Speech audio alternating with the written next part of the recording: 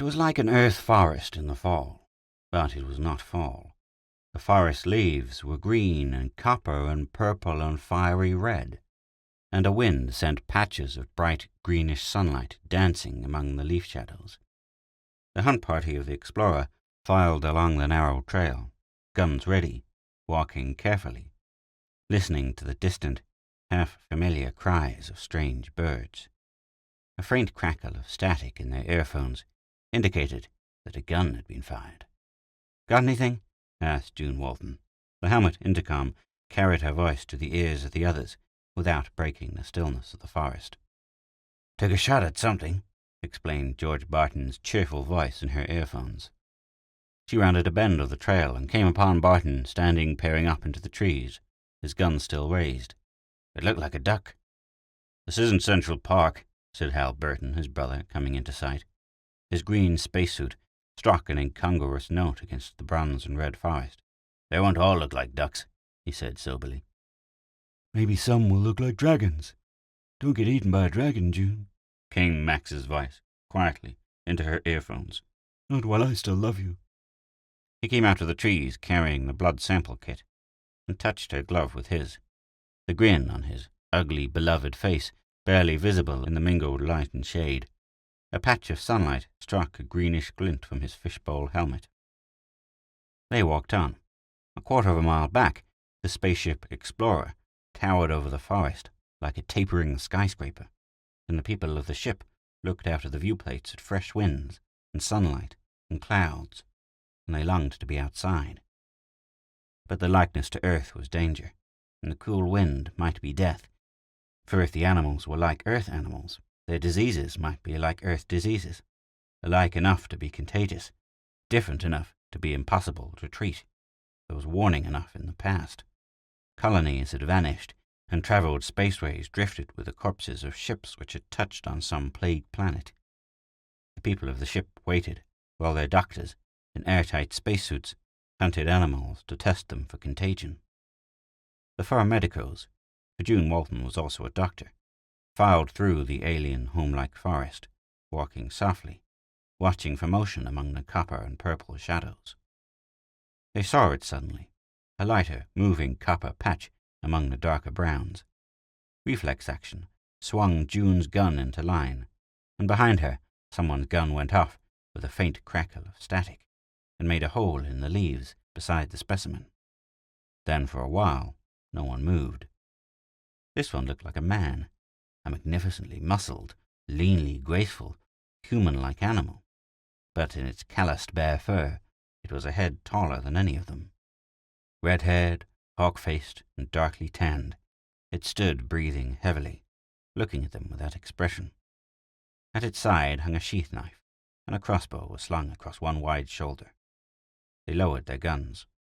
"It needs a shave," Max said reasonably in their earphones, and he reached up to his helmet and flipped the switch that let his voice be heard. "Something we could do for you, Mac?" The friendly drawl was the first voice that had broken the forest sounds. June smiled suddenly. He was right. The strict logic of evolution did not demand beards. Therefore a non-human would not be wearing a 3-day growth of red stubble. Still panting, the tall figure licked dry lips and spoke. "Welcome to Minos. The mayor sends greetings from Alexandria." "English?" gasped June. "We were afraid you would take off again before I could bring word to you. It's 300 miles. We saw your scout plane pass twice, and we couldn't attract its attention." June looked in stunned silence at the stranger leaning against the tree. 36 light years. 36 times 6 trillion miles of monotonous space travel, to be told that the planet was already settled. "We didn't know there was a colony here," she said. "It's not on the map." "We were afraid of that," the tall bronze man answered soberly. "We have been here 3 generations, and yet no traders have come." Max shifted the kit strap on his shoulder and offered a hand. "My name is Max Stark, M.D.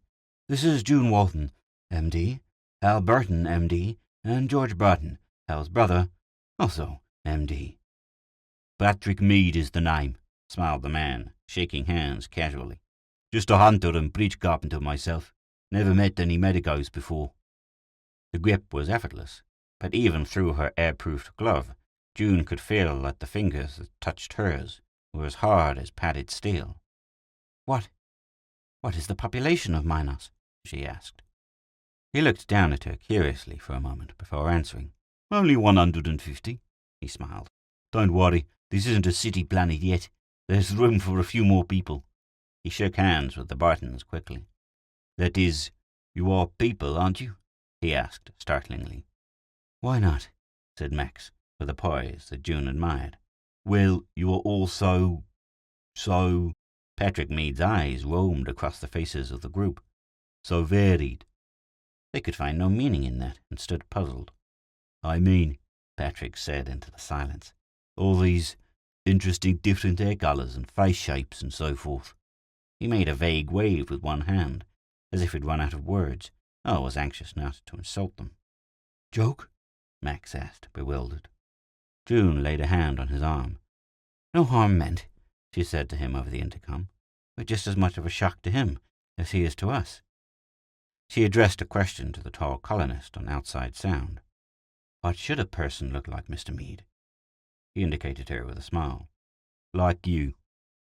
June stepped closer and stood looking up at him, considering her own description. She was tall and tanned, like him, had a few freckles, like him, and wavy red hair, like his. She ignored the brightly humorous blue eyes. In other words, she said, everyone on this planet looks like you and me. Patrick Mead took another look at their four faces and began to grin. Like me, I guess, but I haven't thought of it before. I did not think that people could have different coloured hair, or that noses would fit so many ways onto faces. I was judging by my own appearance, but I suppose any fool could walk on his hands and say the world is upside down. He laughed and sobered. But then why wear spacesuits? The air is breathable. For safety, June told him. We can't take any chances on plague. Pat Mead was wearing nothing but a loincloth and his weapons, and the wind ruffled his hair. He looked comfortable, and they longed to take off the stuffy spacesuits and feel the wind against their own skins. Minos was like home, like Earth, but they were strangers. Plague, Pat Mead said thoughtfully. We had one here. It came 2 years after the colony arrived, and killed everyone except the Mead families. They were immune. I guess we look alike, because we're all related, and that's why I grew up thinking that is the only way people can look. What was the disease? Hal Burton asked. Pretty gruesome, according to my father. They called it the melting sickness. The doctors died too soon to find out what it was or what to do about it. You should have trained for more doctors or sent to civilization for some. A trace of impatience was in George Barton's voice. Pat Mead explained patiently. Our ship, with the power plant and all the books we needed, went off into the sky to avoid the contagion, and never came back. The crew must have died. Long years of hardship were indicated by that statement. A colony with electric power gone and machinery stilled, with key technicians dead and no way to replace them. June realized then the full meaning of the primitive sheath knife and bow. Any recurrence of melting sickness? Asked Hal Burton. No. Any other diseases? Not the one. Max was eyeing the bronze red-headed figure with something approaching awe. Do you think all the Meads look like that? He said to June on the intercom. I wouldn't mind being a Mead myself. Their job had been made easy by the coming of Pat. They went back to the ship, laughing, exchanging anecdotes with him. There was nothing now to keep Minos from being the home they wanted, except the melting sickness, and forewarned against it, they could take precautions. The polished silver and black column of the Explorer seemed to rise higher and higher over the trees as they neared it. Then its symmetry blurred all sense of specific size as they stepped out from among the trees and stood on the edge of the meadow looking up. Nice, said Pat. Beautiful. The admiration in his voice was warming. It was a yacht, Max said, still looking up. Second hand. An old-time beauty without a sign of wear. Synthetic diamond-studded control board, and murals on the walls. It doesn't have the new speed drives, but it brought us 36 light years in 1.5 subjective years. Plenty good enough. The tall, tanned man looked faintly wistful, and June realized that he had never had access to a full library, never seen a movie, never experienced luxury. He had been born and raised on Minos. "May I go aboard?" Pat asked hopefully. Max unslung the specimen kit from his shoulder, laid it on the carpet of plants that covered the ground, and began to open it. "Tests first," Hal Burton said. "We have to find out if you people still carry this so-called melting sickness. We'll have to demicrobe you and take specimens before we let you on board. Once on, you'll be no good as a check for what other Meads might have." Matt was taking out a rack and a stand of preservative bottles and hypodermics. "Are you going to jab me with those?" Pat asked with interest. "You're just a specimen animal to me, bud." Max grinned at Pat Mead, and Pat grinned back. June saw that they were friends already, the tall, pantherish colonist and the wry, black-haired doctor. He felt a stab of guilt, because she loved Max, and yet could pity him for being smaller and frailer than Pat Mead. "Lie down," Max told him, "and hold still. We need 2 spinal fluid samples from the back, the body cavity one in front, and another from the arm." Pat lay down obediently. Max knelt, and as he spoke, expertly swabbed and inserted needles with a smooth speed that had made him a fine nerve surgeon on Earth. High above them, the scout helioplane came out of an opening in the ship and angled off toward the west, its buzz diminishing. Then suddenly, it veered and headed back, and Reno Unrich's voice came tinnily from their earphones. "What's that you've got? Hey, what are docs doing down there?" He backed again and came to a stop, hovering 50 feet away. June could see his startled face looking through the glass at Pat. Hal Burton switched to a narrow radio beam, explained rapidly, and pointed in the direction of Alexandria. Reno's plane lifted and flew away over the odd-colored forest. "The plane will drop a note in your town, telling them you got through to us," Hal Burton told Pat, who was sitting up, watching Max dexterously put the blood and spinal fluids into the right bottles without exposing them to air. "We won't be free to contact your people until we know if they still carry melting sickness," Max added. "You might be immune so it doesn't show on you, but still carry enough germs, if that's what caused it, to wipe out a planet." "If you do carry melting sickness," said Hal Burton, "we won't be able to mingle with your people until we've cleared them of the disease." "Starting with me?" Pat asked. "Starting with you," Max told him ruefully. "As soon as you step on board." "More needles?" "Yes, and a few little extras thrown in." "Rough?" "It isn't easy." A few minutes later, standing in the stalls for spacesuit decontamination, being buffeted by jets of hot disinfectant, bathed in glares of sterilizing ultraviolet radiation, June remembered that and compared Pat Mead's treatment to theirs. In the Explorer, stored carefully in sealed tanks and containers, was the ultimate multi-purpose curiole. It was a solution of enzymes so like the key catalysts of the human cell nucleus that it caused chemical derangement and disintegration in any non-human cell. Nothing could live in contact with it but human cells. Any alien intruder to the body would die. Nucleocat Curiole was its trade name. But the curiole alone was not enough for complete safety. Plagues had been known to slay too rapidly and universally to be checked by human treatment. Doctors are not reliable. They die. Therefore, spaceways and interplanetary health law demanded that ship equipment for guarding against disease be totally mechanical in operation, rapid and efficient.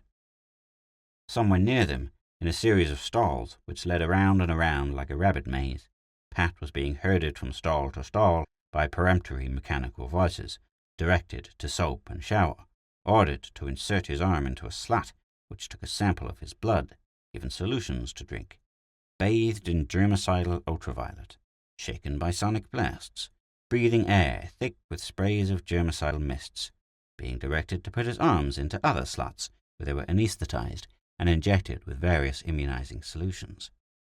Finally, he would be put in a room of high temperature and extreme dryness, and instructed to sit for half an hour, while more fluids were dripped into his veins through long, thin tubes. All legal spaceships were built for safety. No chance was taken of allowing a suspected carrier to bring an infection on board with him. June stepped from the last shower stall in the locker room, zipped off her spacesuit with a sigh of relief, and contemplated herself in a wall mirror. Red hair, Dark blue eyes, tall. I've got a good figure, she said thoughtfully. Max turned at the door. Why this sudden interest in your looks? He asked suspiciously. Do we stand here and admire you? Or do we finally get something to eat? Wait a minute. She went to a wall phone and dialed it carefully, using a combination from the ship's directory. How are you doing, Pat? The phone picked up a hissing of water or spray. There was a startled chuckle. Voices do. Hello, June. How'd you tell the machine to go jump in the lake? Are you hungry? No food since yesterday. We'll have a banquet ready for you when you get out, she told Pat and hung up, smiling. Pat Mead's voice had a vitality and enjoyment which made shipboard talk sound like sad, artificial gaiety in contrast. They looked into the nearby small laboratory, where 12 squealing hamsters were protestingly submitting to a small injection, each, of Pat's blood. In most of them, the injection was followed by one of antihistamines and adaptives. Otherwise, the hamster defense system would treat all non-hamster cells as enemies, even the harmless human blood cells, and fight back against them violently. One hamster, the 12th, was given an extra-large dose of adaptive, so that if there were a disease, he would not fight it or the human cells, and thus succumb more rapidly. How you doing, George? Max asked. Routine, George Barton grunted absently. On the way up the long spiral ramps to the dining hall, they passed a viewplate. It showed a long scene of mountains in the distance on the horizon, and between them, rising step by step as they grew farther away, the low rolling hills, bronze and red, with patches of clear green where there were fields. Someone was looking out, standing very still, as if she'd been there a long time. Bess St. Clair, a Canadian woman. It looks like Winnipeg, she told them as they paused. When are you doctors going to let us out of this blithering barber pole? Look, she pointed. See that patch of field on the south hillside with the brook winding through it? I've studied that hillside for our house. When do we get out? Reno Ulrich's tiny scout plane buzzed slowly in from the distance and began circling lazily. Sooner than you think, Max told her. We've discovered a castaway colony on the planet. They've done our tests for us by just living here. If there's anything here to catch, they've caught it. People on Minos? Bess's handsome, ruddy face grew alive with excitement. One of them is down in the medical department, June said. He'll be out in 20 minutes. May I go see him? Sure, said Max. Show him the way to the dining hall when he gets out. Tell him we sent you. Right? She turned and ran down the ramp like a small girl going to a fire. Max grinned at June, and she grinned back. After a year and a half of isolation in space, everyone was hungry for the sight of new faces, the sound of unfamiliar voices. They climbed the last 2 turns to the cafeteria and entered to a rich, subdued blend of soft music and quiet conversations. The cafeteria was a section of the old dining room, left when the rest of the ship had been converted to living and working quarters, and it still had the original finely grained wood of the ceiling and walls, the sound absorbency, the soft music spools, and the intimate small light at each table where people leisurely ate and talked. They stood in line at the hot foods counter, and behind her June could hear a girl's voice talking excitedly with a murmur of conversation. New man, honest. I saw him with the replate when they came in. He's down in the medical department. A real frontiersman. The line drew abreast of the counters, and she and Max chose 3 heaping trays, starting with hydroponic mushroom steak, raised in the growing trays of water and chemicals, sharp salad bowl with rose tomatoes and aromatic peppers, tank-grown fish with special sauce, 4 different desserts, and assorted beverages. Presently they had 3 tottering trays successfully maneuvered to a table. Brant Sinclair came over. I beg your pardon, Max, but they're saying something about Reno carrying messages to a colony of savages with the medical department. Will he be back soon, do you know? Max smiled up at him, his square face affectionate. Everyone liked the shy Canadian. He's back already. We just saw him come in. Oh, fine, Sinclair beamed. I had an appointment with him to go out and confirm what looks like a nice vein of iron to the northeast. Have you seen Bess? Oh, there she is. He turned swiftly and hurried away. A very tall man with fiery red hair came in, surrounded by an eagerly talking crowd of ship people. It was Pat Mead. He stood in the doorway, alertly scanning the dining room. Sheer vitality made him seem even larger than he was. Sighting June, he smiled and began to thread toward the table. Look, said someone. There's a colonist.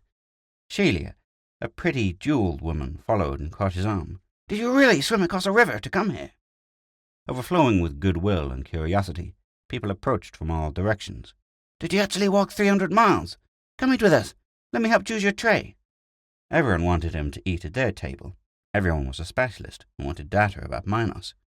They all wanted anecdotes about hunting wild animals with a bow and arrow. "He needs to be rescued," Max said. "He won't have a chance to eat." June and Max got up firmly, edged through the crowd, captured Pat, and escorted him back to their table. June found herself pleased to be claiming the hero of the hour. Pat sat in the simple, subtly designed chair and leaned back, almost voluptuously, testing the way it gave and fitted itself to him. He ran his eyes over the bright tableware and heaped plates. He looked around at the rich-grained walls and soft lights at each table.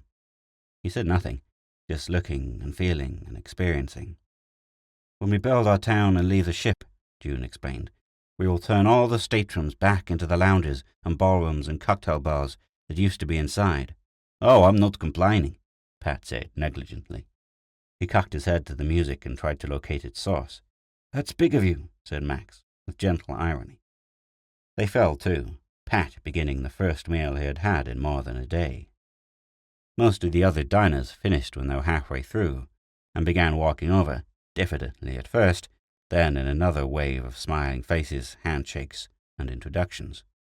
Pat was asked about crops, about farming methods, about rainfall and floods, about farm animals and plant breeding, about the compatibility of imported earth seeds with local ground, about mines and strata.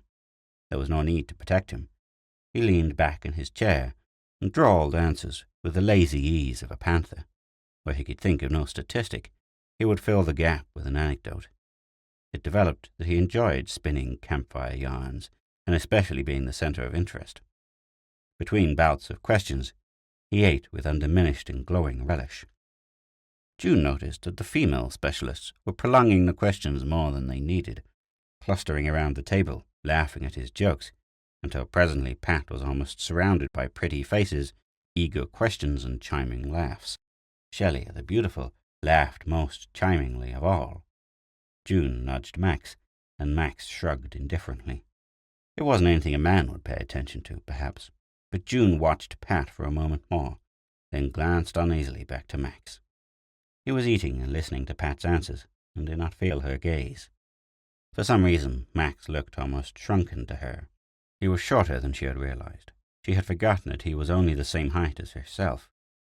She was dimly aware of the clear, lilting chatter of female voices, increasing at Pat's end of the table. "That guy's a menace," Max said, and laughed to himself, cutting another slice of hydroponic mushroom steak. "What's eating you?" he added, glancing aside at her when he noticed her sudden stillness. "Nothing," she said hastily, but she did not turn back to watching Pat Mead. She felt disloyal. Pat was only a superb animal. Max was the man she loved. Or was he? Of course he was, she told herself angrily. They had gone colonizing together because they wanted to spend their lives together. She had never thought of marrying any other man. Yet the sense of dissatisfaction persisted, and along with it, the feeling of guilt. Len Marlowe, the protein tank culture technician responsible for the mushroom mistakes, had wormed his way into the group and asked Pat a question. Now he was saying, "I don't dig you, Pat. It sounds like you're putting the people into the tanks instead of the vegetables." He glanced at them, looking puzzled. "See if you two can make anything of this. It sounds medical to me." Pat leaned back and smiled, sipping a glass of hydroponic burgundy. "Wonderful stuff. You'll have to show us how to make it." Len turned back to him. "You people live off the country, right? You hunt and bring in steaks and eat them, right? Well, say I have one of those steaks right here, and I want to eat it. What happens?" "Go ahead and eat it. It just wouldn't digest. You'd stay hungry." "Why?" Len was aggrieved. "Chemical differences in the basic protoplasm of Minos. Different amino linkages, left-handed instead of right-handed molecules in the carbohydrates, things like that. Nothing will be digestible here until you are adapted chemically by a little test tube evolution. Till then you'd starve to death on a full stomach." Pat's side of the table had been loaded with the dishes from 2 trays, but it was almost clear now, and the dishes were stacked neatly to one side. He started on 3 desserts, thoughtfully testing each in turn. "Test tube evolution," Max repeated. What's that? I thought you people had no doctors. It's a story. Pat leaned back again. Alexander P. Mead, the head of the Mead clan, was a plant geneticist, a very determined personality, and no man to argue with. He didn't want to go through the struggle of killing off all Minos plants and putting in our own, spoiling the face of the planet and upsetting the balance of its ecology. He decided that he would adapt our genes to this planet or kill us trying. He did it all right. Did what? Asked June, suddenly feeling a sourceless prickle of fear. Adapted us to Minos. He took human cells. She listened intently, trying to find a reason for fear in the explanation. It would have taken many human generations to adapt to Minos by ordinary evolution, and that only at a heavy toll of death and hunger which evolution exacts. There was a shorter way. Human cells have the ability to return to their primeval condition of independence, hunting, eating, and reproducing alone. Alexander P. Mead took human cells and made them into phagocytes. He put them through the hard, savage school of evolution, 1,000 generations of multiplication, hardship, and hunger, with the alien indigestible food always present, offering its reward of plenty to the cell that reluctantly learned to absorb it. Leukocytes can run through several thousand generations of evolution in 6 months, Pat Mead finished. When they reached to a point where they would absorb Minos food, he planted them back in the people he had taken them from. What was supposed to happen then? Max asked, leaning forward. I don't know exactly how it worked. He never told anybody much about it, and when I was a little boy, he had gone loco and was wandering ha-haing around waving a test tube, fell down a ravine and broke his neck at the age of 80. A character, Max said. Why was she afraid? It worked then? Yes, he tried it on all the Meads the first year. The other settlers didn't want to be experimented on until they saw how it worked out. It worked. The Meads could hunt and plant, while the other settlers were still eating out of hydroponic tanks. It worked, said Max to Len. You're a plant geneticist and a tank culture expert. There's a job for you. Uh-oh, Len backed away. It sounds like a medical problem to me. Human cell control, right up your alley. It's a one-way street, Pat warned. Once it is done, you won't be able to digest ship food. I'll get no good from this protein. I ate it just for the taste. Hal Barton appeared quietly beside the table. 3 of the 12 test hamsters have died, he reported and turned to Pat. Your people carry the germs of melting sickness, as you call it. The dead hamsters were injected with blood taken from you before you were de-infected. We can't settle here unless we de-infect everybody on Minos. Would they object? We wouldn't want to give you folks germs, Pat smiled. Anything for safety. But there'll have to be a vote on it first. The doctors went to Reno Ulrich's table and walked with him to the hangar, explaining he was to carry the proposal to Alexandria, mingle with the people, be persuasive, and wait for them to vote before returning. He was to give himself shots of Curial every 2 hours, on the hour, or run the risk of disease. Reno was pleased. He had dabbled in sociology before retraining as a mechanic for the expedition. This gives me a chance to study their mores. He winked wickedly. I may not be back for several nights.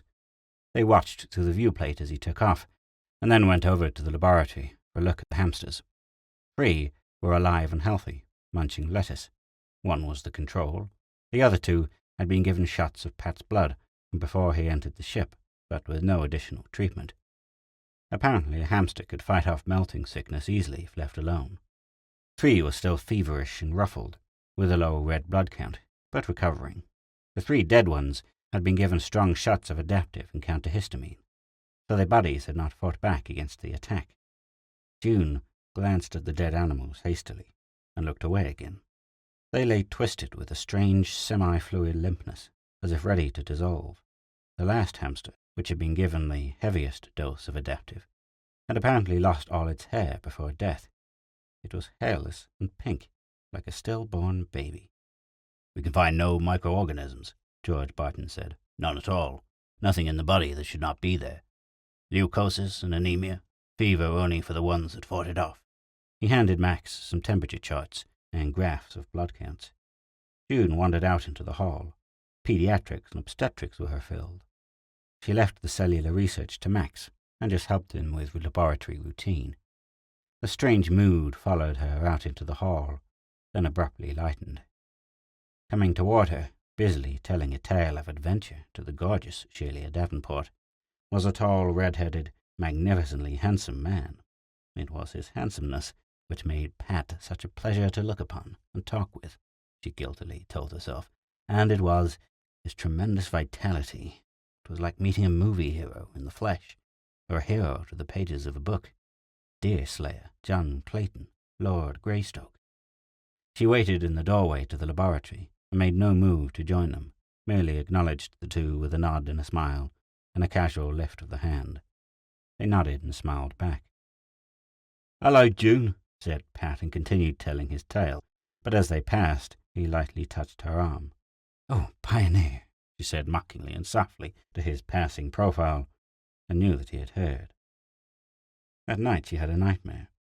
She was running down a long corridor looking for Max, but every man she came to was a big bronze man with red hair and bright blue eyes, who grinned at her. The pink hamster. She woke suddenly, feeling as if alarm bells had been ringing, and listened carefully. There was no sound. She had had a nightmare, she told herself, but alarm bells were still ringing in her unconscious. Something was wrong. Lying still and trying to preserve the images, she groped for a meaning, but the mood faded under the cold touch of reason. Damn intuitive thinking. A pink hamster. Why did the unconscious have to be so vague? She fell asleep again and forgot. They had lunch with Pat Mead that day, and after it was over, Pat delayed June with a hand on her shoulder and looked down at her for a moment. "I want you, June," he said, and then turned away, answering the hails of a party at another table as if he had not spoken. She stood shaken, and then walked to the door where Max waited. She was particularly affectionate with Max the rest of the day, and it pleased him. He would not have been if he had known why. She tried to forget Pat's blunt statement. June was in the laboratory with Max, watching the growth of a small tank culture of the alien protoplasm from a Minos weed, and listening to Len Marlowe pour out his troubles. "And Elsie tags around after that big goof all day listening to his stories, and then she tells me I'm just jealous, I'm imagining things." He passed his hand across his eyes. "I came away from Earth to be with Elsie. I'm getting a headache. Look, can't you persuade Pat to cut it out, June? You and Max are his friends." "Here, have an aspirin," June said. "We'll see what we can do." "Thanks." Len picked up his tank culture and went out. Not at all cheered. Max sat brooding over the dials and meters at his end of the laboratory, apparently sunk in thought. When Len had gone, he spoke almost harshly. "Why encourage the guy? Why let him hope?" "Found out anything about the differences in protoplasm?" She evaded. "Why let him kill himself? What chance has he got against that hunk of muscle and smooth talk?" "But Pat isn't after Elsie," she protested. "Every scatterbrained woman on the ship is trailing after Pat, with her tongue hanging out. Brand St. Clair is in the bar right now. He doesn't say what he is drinking about, but do you think Pat is resisting all these women crowding down on him?" "There are other things besides looks and charm," she said, grimly trying to concentrate on a slide under her binocular microscope. "Yeah, and whatever they are, Pat has them too. Who's more competent to support a woman and a family on a frontier planet than a handsome bruiser who was born here?"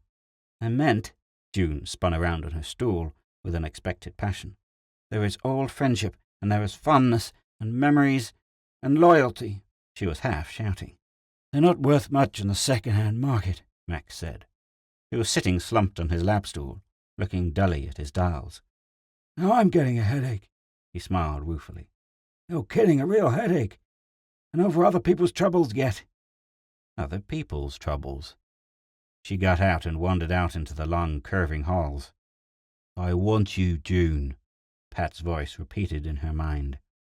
Why did the man have to be so overpoweringly attractive, so glaring a contrast to Max? Why couldn't the universe manage to run on without generating troublesome love triangles? She walked up the curving ramps to the dining hall, where they had eaten and drunk and talked yesterday. It was empty except for one couple talking forehead to forehead over cold coffee. She turned and wandered down the long, easy spiral of corridor to the pharmacy and dispensary. It was empty. George was probably in the test lab next door, where he could hear if he was wanted. The automatic vendor of harmless euphorics, stimulants, and opiates stood in the corner, brightly decorated in pastel abstract designs, with an automatic tabulator graph glowing above it. Max had a headache, she remembered. She recorded her thumbprint in the machine and pushed the plunger for a box of aspirins, trying to focus her attention on the problem of adapting the people of the ship to the planet Minos. An aquarium tank with a faint solution of histamine would be enough to convert a piece of human skin into a community of voracious active phagocytes, eventually seeking something to devour. But could they eat enough to live away from the rich, sustaining plasma of human blood? After the aspirins, she pushed another plunger for something for herself. Then she stood looking at it, a small box with 3 pills in her hand. Theobromine, a heart strengthener, and a confidence-giving euphoric all in one. Something to steady shaky nerves. She had used it before only in emergency. She extended a hand and looked at it. It was trembling. And triangles. While she was looking at her hand, there was a click from the automatic drug vendor. It summed the morning use of each drug in the vendors throughout the ship, and recorded it in a neat addition to the end of each graph line. For a moment, she could not find the green line for anodynes and the red line for stimulants, and then she saw that they went almost straight up. There were too many being used, far too many to be explained by jealousy or psychosomatic peevishness. This was an epidemic, and only one disease was possible. The disinfecting of Pat had not succeeded. Nuclear catechural, killer of all infections, had not cured. Pat had brought melting sickness into the ship with him. Who had it? The drugs vendor glowed cheerfully and communicative. She opened a panel in its side and looked on in restless interlacing cogs, and on the inside of the door saw printed some directions. To remove or examine records before reaching end of the reel. After a few fumbling minutes, she had the answer.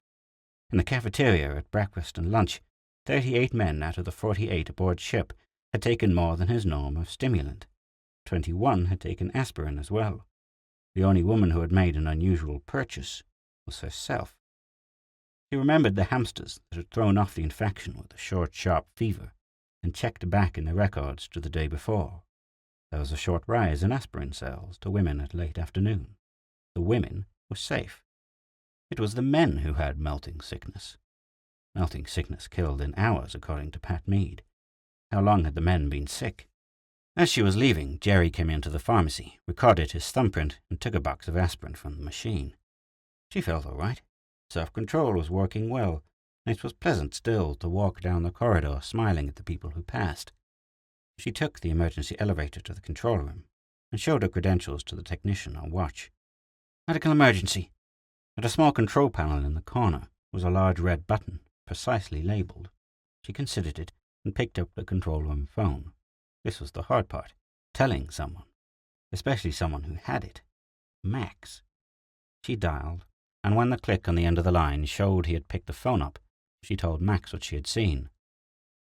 No women, just the men, he repeated. That right? Yes. Probably it's chemically alien, inhibited by one of the female sex hormones. We'll try sex hormone shots if we have to. Where are you calling from? She told him. That's right. Give nuclear catechural another chance. It might work this time. Push that button. She went to the panel and pushed the large red button. Through the long height of the Explorer, bells woke to life and began to ring in a frightened clangor. Emergency doors thumped shut. Mechanical apparatus hummed into life, and canned voices began to give rapid, urgent directions. A plague had come. She obeyed the mechanical orders, went out into the hall and walked in line with the others. The captain walked ahead of her, and the gorgeous Shelia Davenport fell in step beside her. I look like a positive ag this morning. Does that mean I'm sick? Are we all sick? June shrugged, unwilling to say what she knew. Others came out of the rooms into the corridor, thickening the line. They could hear each room lock as the last person left it, and then, faintly, the hiss of disinfectant spray. Behind them, on the heels of the last person in line, segments of the ship slammed off and began to hiss. They wound down the spiral corridor until they reached the medical treatment section again, and there they waited in line. It won't scar my arms, will it? Gosh, asked Sheila apprehensively, glancing at her smooth, lovely arms. A mechanical voice said, Next, step inside, please, and stand clear of the door. Not a bit, June reassured Shelia, and stepped into the cubicle. Inside, she was directed from cubicle to cubicle and given the usual buffeting by sprays and radiation, had blood samples taken, and was injected with nuclear cat and a series of other protectives. At last, she was directed through another door into a tiny cubicle with a chair. "You are to wait here," commanded the recorded voice, metallically. "In 20 minutes. The door will unlock, and you may then leave. All people now treated may visit all parts of the ship which have been protected. It is forbidden to visit any quarantined or unsterile part of the ship without permission from the medical officers." Presently the door unlocked, and she emerged into bright lights again, feeling slightly battered. She was in the clinic. A few men sat on the edge of beds and looked sick. One was lying down. Brant and Beth Sinclair sat near each other, not speaking. Approaching her was George Barton, reading a thermometer with a puzzled expression. "What is it, George?" she asked anxiously. "Some of the women have slight fever, but it's going down. None of the fellows have any, but their white count is way up, their red count is way down, and they look sick to me." She approached Sinclair. His usual ruddy cheeks were pale, his pulse was light and too fast, and his skin felt clammy. "How's the headache? Did the nuclear cat treatment help?" "We feel worse, if anything." "Better set up beds," she told George. "Get everyone back into the clinic." "We're doing that," George assured her. "That's what Hal is doing." She went back to the laboratory. Max was pacing up and down, absently running his hands through his black hair until it stood straight up. He stopped when he saw her face and scowled thoughtfully. "They're still sick?" It was more a statement than a question. She nodded. "The cure-all didn't cure this time," he muttered. "That leaves it up to us. We have melting sickness, and according to Pat and Hamsters, that leaves us less than a day to find out what it is and learn how to stop it." Suddenly an idea for another test struck him, and he moved to the work table to set it up. He worked rapidly, with an occasional uncoordinated movement betraying his usual efficiency. It was strange to see Max troubled and afraid. She put on a laboratory smock and began to work. She worked in silence. The mechanicals had failed. Hal and George Barton were busy staving off death from the weaker cases and trying to gain time for Max and her to work. The problem of the plague had to be solved by the two of them alone. It was in their hands. Another test. No results. Max's hands were shaking, and he stopped a moment to take stimulants. She went into the ward for a moment, found Bess, and warned her quietly to tell the other women to be ready to take over if the men became too sick to go on. But tell them calmly. We don't want to frighten the men. She lingered in the ward long enough to see the word spread among the women in a widening wave of paler faces and compressed lips. Then she went back to the laboratory. Another test. There was no sign of a microorganism in anyone's blood, merely a growing horde of leukocytes and phagocytes, prowling as if mobilized to repel invasion.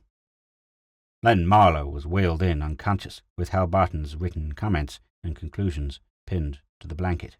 "I don't feel so well myself," the assistant complained. "The air feels thick. I can't breathe." June saw that his lips were blue. "Oxygen short," she told Max. "Low red corpuscle count," Max answered. "Look into a drop and see what's going on. Use mine. I feel the same way he does." She took 2 drops of Max's blood. Count was low, falling too fast. Breathing is useless without the proper minimum of red corpuscles in the blood. People below that minimum die of asphyxiation, although their lungs are full of pure air. The red corpuscle count was falling too fast. The time she and Max had to work in was too short. "Pump some more CO2 into the air system," Max said urgently over the phone. "Get some into the men's end of the ward." She looked through the microscope at the live sample of blood.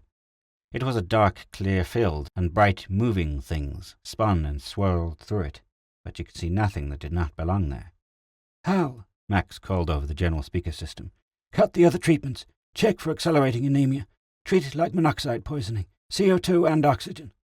She reached into a cupboard under the work table, located 2 cylinders of oxygen, cracked the valves and handed one to Max and one to the assistant.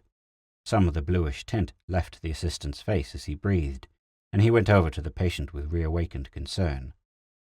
"Not breathing, Doc." Max was working at the desk, muttering equations of hemoglobin catalysis. "Len's gone, Doc." the assistant said more loudly. Artificial respiration, and get him into a regeneration tank, said June, not moving from the microscope. Hurry! Hal will show you how. The oxidation and mechanical heart action in the tank will keep him going, but anyone in a tank who seems to be dying, get some women to help you. Give them Hal's instructions. The tanks were ordinarily used to suspend animation in a nutrient bath during the regrowth of any diseased organ. It could preserve life in an almost totally destroyed body during the usual disintegration and regrowth treatments for cancer and old age, and it could encourage healing as destruction continued, but they could not prevent ultimate death as long as the disease was not conquered. The drop of blood in June's microscope was a great dark field, and in the foreground, brought to gargantuan solidity by the stereo effect, drifted neat saucer shapes of red blood cells. They turned end for end, floating by the humped misty mass of a leukocyte which was crawling on the cover glass. There were not enough red corpuscles, and she felt that they grew fewer as she watched. She fixed her eye on one, not blinking, in fear that she would miss what might happen. It was a tidy red button, and it spun as it drifted, the current moving it aside in a curve as it passed by the leukocyte. Then abruptly the cell vanished. June stared numbly at the place where it had been. Behind her, Max was calling over the speaker system again. Dr. Stark speaking. Any technician who knows anything about the life tanks, start bringing more out of storage and set them up. Emergency. We may need 47, June said quietly. We may need 47, Max repeated to the ship in general. His voice did not falter. Set them up along the corridor. Hook them in on extension lines. His voice filtered back from the empty floors above in a series of dim echoes. What he had said meant that every man on board might be on the point of heart stoppage. June looked blindly through the binocular microscope, trying to think. Out of the corner of her eyes, she could see that Max was wavering and breathing more and more frequently of the pure, cold, burning oxygen of the cylinders. In the microscope, she could see that there were fewer red cells left alive in the drop of his blood. The rate of fall was accelerating. She didn't have to glance at Max to know how he would look. Skin pale, black eyebrows and keen brown eyes slightly squinted in thought, a faint ironical grin twisting the bluing lips. Intelligent, thin, sensitive, his face was part of her mind. It was inconceivable that Max could die. He couldn't die. He couldn't leave her alone. She forced her mind back to the problem. All the men of the Explorer were at the same point, wherever they were. Moving to Max's desk, she spoke into the intercom system. Bess, send a couple of women to look through the ship, room by room with a stretcher. Make sure all the men are down here. She remembered Reno. Sparks, heard anything from Reno? Is he back? Sparks replied weakly after a lag. Last I heard from Reno was a call this morning. He was raving about mirrors, and Pat Mead's folks are not being real people, just carbon copies, and claiming he was crazy, and I should send him the psychiatrist. I thought he was kidding. He didn't call back. Thanks, Sparks. Reno was lost. Max dialed and spoke to the bridge over the phone. Are you okay up there? Forget about engineering controls. Drop everything and head for the tanks where you can still walk. June went back to the work table and whispered into her own phone. Bess, send up a stretcher for Max. He looks pretty bad. There had to be a solution. The life tanks could sustain life in a damaged body, encouraging it to regrow more rapidly, but they merely slowed death as long as the disease was not checked. The postponement could not last long, for destruction could go on steadily in the tanks until the nutritive solution would hold no life except the triumphant microscopic killers that caused melting sickness. There were very few red blood corpuscles in the microscope field now, incredibly few. She tipped the microscope, and they began to drift, spinning slowly. A lone corpuscle floated through the center. She watched it as the current swept it in an arc past the dim, off-focus bulk of the leukocyte. There was a sweep of motion, and it vanished. For a moment it meant nothing to her. Then she lifted her head from the microscope and looked around. Max sat at his desk, head in hand, his rumpled short black hair sticking out beneath his fingers at odd angles.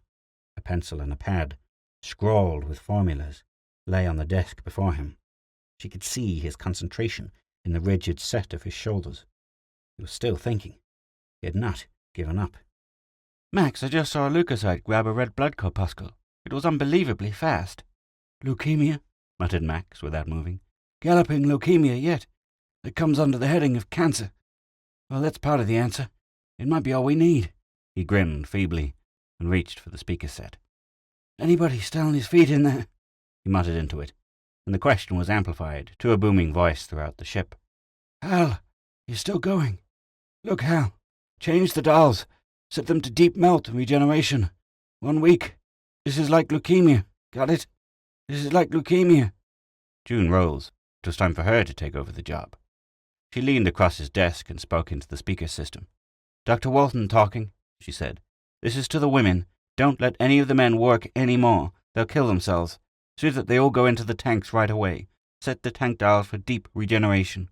You can see how from the ones that are set. 2 exhausted and frightened women clattered in the doorway with the stretcher. Their hands were scratched and oily from helping to set up tanks. That order includes you, she told Max sternly, and caught him as he swayed. Max saw the stretcher bearers and struggled upright. 10 more minutes, he said clearly. Might think of an idea. Something not right in this setup. I have to figure how to prevent a relapse. How the thing started. He knew more bacteriology than she did. She had to help him think. She motioned the bearers to wait, fixed a breathing mask for Max from a cylinder of CO2, and the opened one of oxygen. Max went back to his desk. She walked up and down, trying to think, remembering the hamsters. The melting sickness, it was called. Melting. She struggled with an impulse to open a tank which held one of the men. She wanted to look in, see if that would explain the name. Melting sickness. Footsteps came, and Pat Mead stood uncertainly in the doorway. Tall, handsome, rugged, a pioneer. "Anything I can do?" he asked. She barely looked at him. "You stay out of the way, we're busy." "I'd like to help," he said. "Very funny." She was vicious, enjoying the whip of her words. "Every man is dying because you're a carrier, and you want to help?" He stood nervously, clenching and unclenching his hands. "A guinea pig, maybe. I'm immune, all the Meads are." "Go away!" God, why couldn't she think? What makes a Mead immune? "I'll let him alone," Max muttered. "Pat hasn't done anything." He went waveringly to the microscope, took a tiny sliver from his finger, suspended it in a slide, and slipped it under the lens with detached, habitual dexterity. "Something funny going on," he said to June. "Symptoms don't feel right." After a moment, he straightened and motioned for her to look. "Leukocytes, phagocytes." He was bewildered. "My own." She looked in, and then looked back at Pat in a growing wave of horror. "They're not your own, Max," she whispered. Max rested a hand on the table to brace himself, put his eye to the microscope, and looked again. June knew what he saw. Phagocytes, leukocytes, attacking and devouring his tissues in a growing, incredible horde, multiplying insanely. Not his phagocytes, Pat Mead's. The Mead's evolved cells had learned too much. They were contagious, and not Pat Mead's. How much alike were the Mead's? Mead cells, contagious from one to another, not a disease attacking or being fought, but acting as normal leukocytes in whatever body they were in. The leukocytes of tall red-headed people, finding no strangeness in the bloodstream of any of the tall red-headed people. No strangeness. A totipotent leukocyte finding its way into cellular wombs. The womb-like life tanks. For the men of the Explorer, a week's cure with deep melting to de-differentiate the leukocytes and turn them back to normal tissue, then regrowth and reforming from the cells that were there. From the cells that were there. From the cells that were there. Pat! Pat! "I know." Pat began to laugh, his face twisted with sudden understanding. "I understand. I get it. I'm a contagious personality. That's funny, isn't it?" Max rose suddenly from the microscope and lurched toward him, fists clenched. Pat caught him as he fell, and the bewildered stretcher-bearers carried him out to the tanks. For a week, June tended the tanks. The other women volunteered to help, but she refused. She said nothing, hoping her guess would not be true. "Is everything all right?" Elsie asked her anxiously. "How is Jerry coming along?" Elsie looked haggard and worn, like all the women, from doing the work that the men had always done. "He's fine," June said tonelessly. shutting tight the door of the tank room. "They're all fine." "That's good," Elsie said, but she looked more frightened than before. June firmly locked the tank room door, and the girl went away. The other women had been listening, and now they wandered back to their jobs, unsatisfied by June's answer, but not daring to ask for the actual truth. They were there whenever June went into the tank room, and they were still there, or relieved by others, June was not sure, when she came out. And always, some of them asked the unvarying question for all the others, and June gave the unvarying answer, but she kept the key. Then the day of completion came. June told no one of the hour. She went into the room, as on the other days, locked the door behind her, and there was the nightmare again. This time it was reality, and she wandered down a path between long rows of coffin-like tanks, calling, "Max, Max," silently, and looking into each one as it opened. But each face she looked at was the same. Watching them dissolve and regrow in the nutrient solution, she had only been able to guess the horror of what was happening. Now she knew.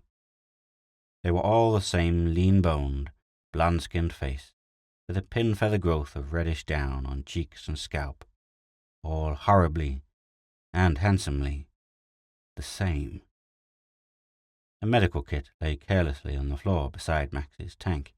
She stood near the bag. "Max," she said, and found her throat closing. The canned voice of the mechanical mocked her, speaking glibly about waking and sitting up. "I'm sorry, Max." The tall man with rugged features and bright blue eyes sat up sleepily and lifted an eyebrow at her, and ran his hand over his red-fuzzed head in a gesture of bewilderment. "What's the matter, June?" he asked drowsily. She gripped his arm. "Max." He compared the relative size of his arm and her hand and said wonderingly, "You shrank." "I know, Max, I know." He turned his head and looked at his arms and legs, pale blonde arms and legs with a down of red hair. He touched the thick left arm, squeezed a pinch of hard flesh. "It isn't mine," he said, surprised. "But I can feel it." Watching his face was like watching a stranger mimicking and distorting Max's expressions. Max in fear. Max trying to understand what had happened to him, looking around at the other men sitting up in their tanks. Max feeling the terror that was in herself and all the men as they stared at themselves and their friends and saw what they had become. "We're all Pat Mead," he said harshly. "All the Meads are Pat Mead. That's why he was surprised to see people who didn't look like himself." "Yes, Max." "Max," he repeated. "It's me all right. The nervous system didn't change." His new blue eyes held hers. "My love didn't either. Did yours? Did it, June?" "No, Max." But she couldn't know yet. She had loved Max with the thin, ironic face, the rumpled black hair, and the twisted smile that never really hid his quick sympathy. Now he was Pat Mead. Could he also be Max? "Of course I still love you, darling." He grinned. It was still the wry smile of Max, though fitting strangely on the handsome, new, blonde face. "Then it isn't so bad. It might even be pretty good. I envied him, this big muscular body. If Pat or any of these Meads so much as looks at you, I'm going to knock his block off, understand?" She laughed, and couldn't stop. It wasn't that funny, but it was still Max, trying to be unafraid, drawing on humor. Maybe the rest of the men would also be their old selves, enough so the women would not feel that the men were strangers. Behind her, male voices spoke characteristically. She did not have to turn to know which was which. "This is one way to keep a guy from stealing your girl." That was Len Marlowe. "I've got to write down all my reactions." Al Burton. "Now I can really work that hillside vein of metal." St. Clair. Then others complaining, swearing, laughing bitterly at the trick that had been played on them, and their flirting, tempted women. She knew who they were. Their women would know them apart too. "We'll go outside," Max said. "You and I. Maybe the shock won't be so bad to the women after they see me." He paused. "You didn't tell them, did you?" "I couldn't. I wasn't sure. I was hoping I was wrong." She opened the door and closed it quickly. There was a small crowd on the other side. "Hello, Pat," Elsie said uncertainly, trying to look past them into the tank room before the door shut. I'm not Pat. I'm Max, said the tall man with the blue eyes and the fuzz-reddened skull. Listen. Good heavens, Pat, what happened to your hair? Shelia asked. I'm Max, insisted the man with the handsome face and the sharp blue eyes. Don't you get it? I'm Max Stark. The melting sickness is Mead cells. We caught them from Pat. They adapted us to Minos. They also changed us all into Pat Mead. Women stared at him, at each other. They shook their heads. They don't understand, June said. I couldn't have if I hadn't seen it happening, Max. It's Pat, said Shelia, dazedly stubborn. He shaved off his hair. It's some kind of joke. Max shook her shoulders, glaring down at her face. I'm Max Stark. They all look like me. Do you hear? It's funny, but it's not a joke. Laugh at us, for God's sake. It's too much, said June. They'll have to see. She opened the door and let them in. They hurried past her to the tanks, looking at 46 identical blonde faces, beginning to call in frightened voices. Jerry! Harry! Lee, where are you, sweetheart? June shut the door on the voices that were growing hysterical, the women terrified and helpless, the men shouting to let the women know who they were. It isn't easy, said Max, looking down at his own thick muscles. But you aren't changed and the girls aren't. That helps. Through the muffled noise and hysteria, a bell was ringing. It's the airlock, June said.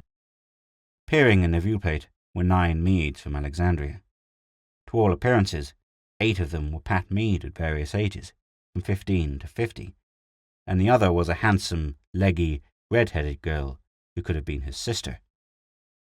Regretfully, they explained through the voice tube that they had walked over from Alexandria to bring news that the plane pilot had contracted melting sickness there and had died. They wanted to come in. June and Max told them to wait and returned to the tank room. The men were enjoying their new height and strength, and the women were bewilderedly learning that they could tell one Pat Mead from another by voice, by gesture of face or hand. Panic was gone. In its place was a dull acceptance of the fantastic situation. Max called for attention. There are 9 Meads outside who want to come in. They have different names, but they're all Pat Mead. They frowned or looked blank, and George Barton asked, Why didn't you let them in? I don't see any problem. One of them, said Max soberly, is a girl, Patricia Mead.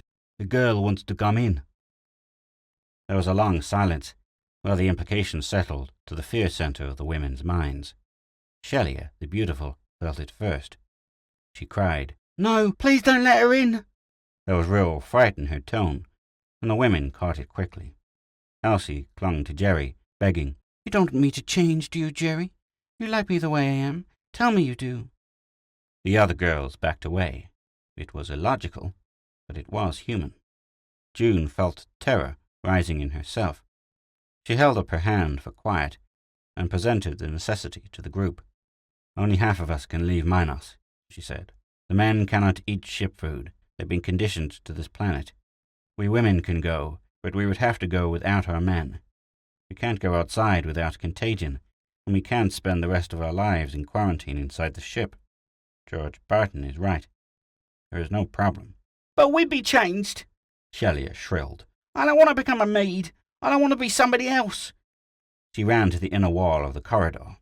There was a brief hesitation, and then one by one the women fled to that side, until there were only Bess, June, and 4 others left. See, cried Shelia. A vote. We can't let the girl in. No one spoke. To change, to be someone else. The idea was strange and horrifying. The men stood uneasily glancing at each other, as if looking into mirrors, and against the wall of the corridor the women watched in fear and huddled together, staring at the men. One man in 47 poses. One of them made a beseeching move toward Elsie, as she shrank away. No, Jerry, I won't let you change me. Max stirred restlessly, the ironic smile that made his new face his own, unconsciously twisting into a grimace of pity. We men can't leave, and you women can't stay, he said bluntly. Why not let Patricia Mead in? Get it over with. June took a small mirror from her belt pouch and studied her own face, aware of Max talking forcefully, the men standing silent. the women pleading. Her face, her own face, with its dark blue eyes, small nose, long mobile lips. The mind and the body are inseparable. The shape of her face is part of the mind. She put the mirror back. "I'll kill myself," Shelia said. Shelia was sobbing. "I'd rather die." "You won't die," Max was saying. "Can't you see there's only one solution?" They were looking at Max. June stepped silently out of the tank room, and then turned and went to the airlock. She opened the valves that would let in Pat Mead's sister.